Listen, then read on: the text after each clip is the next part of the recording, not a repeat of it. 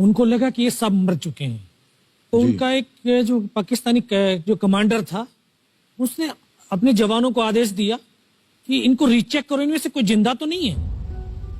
तो उनके पाकिस्तान के 2 सैनिक आए, आकर के हमारे जवानों के शरीर के अंदर गोलियां दागने लगे। तो मैं बेहोश था, लेकिन इतना बेहोश नहीं था कि उनको सुन ना सकूं या देख ना सकूं।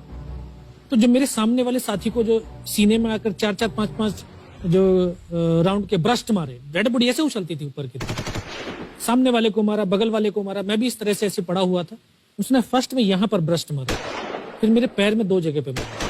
उसको मैं देख रहा हूं कि धुआं निकल रहा है, लेकिन उस गोली की पीड़ा को चुपचाप पड़ा सहता रहा और उनको यकीन हो गया कि इनमें से कोई जिंदा नहीं। फिर बहुत गालियां दी, बूट की ठोकरें मारी। फिर काफी देर के बाद में उनका जो कमांडर था उसने बोला कि इनके वेपन उठा लो, और नीचे जो हिंदुस्तान का पोस्ट है उसके ऊपर दूसरे जो उनके साथी थे उनको सूचना दिया, उसके ऊपर हमला कर दो।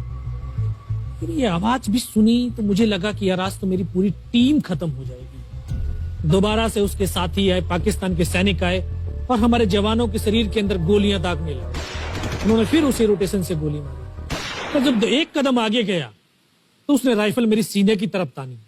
तब मुझे लगा यार अब नहीं बचूंगा, लेकिन कहते हैं कि जाको राखे साइयां मार सके ना कोई। जब उसने गोली चलाई तो यहाँ पर पर्स में 5-5 रुपए के कुछ सिक्के भी थे। जब गोली जाकर के सिक्कों पे टकराई तो मुझे भी आभास हुआ कि तो मर गया हूं। पाकिस्तान का दूसरा सैनिक आया, उसने आकर के मेरा AK-47 उठाया और वापस मुड़ा तो उसका पैर मेरे पैर से टकराया हो। तब मुझे लगा कि यार मैं तो जिंदा हूं। तब मेरे पास एक हैंड ग्रेनेड था, मैंने उसको पिन निकाली और उसके ऊपर ऐसे फेंका। इसे कहते हैं असली वीर, जिससे अब भारतवासी सुरक्षित है। पीछे की तरफ मुड़ के देखा, पीछे तो कोई मूवमेंट था नहीं।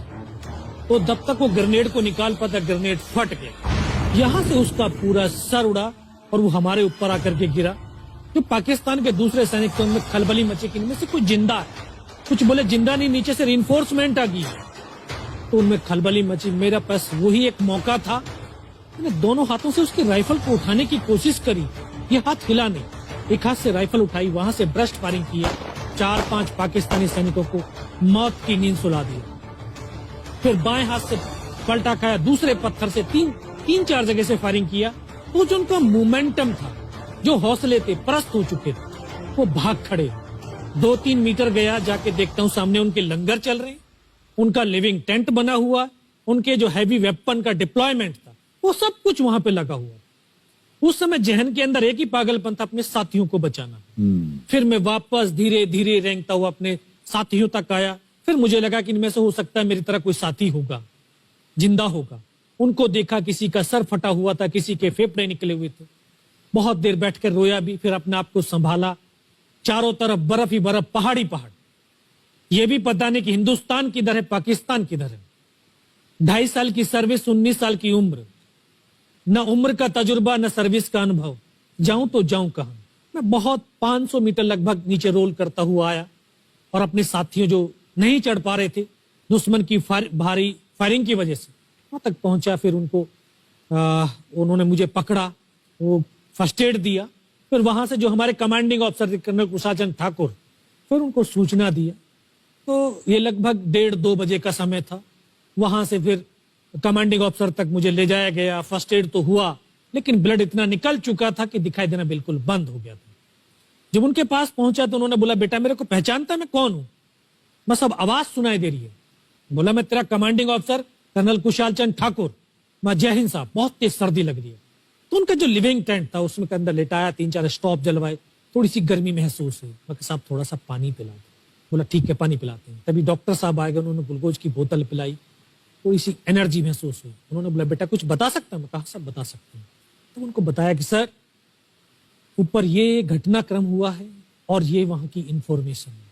तो लास्ट में उन्होंने बोला कि बेटा जवान की रिक्वायरमेंट क्या है? मैं कहा, साहब जवान की रिक्वायरमेंट एम्यूनिशन और फील्ड पट्टी की है। बोला, खाने के लिए नहीं चाहिए? सर भूख नहीं लगती। बस इतना कहते कहते तभी डॉक्टर ने कौन सा इंजेक्शन लगाया, फिर मुझे पता नहीं कहां पर हूं। फिर होश आया 3 दिन बाद, देखा ऊपर पंखा चल रहा है।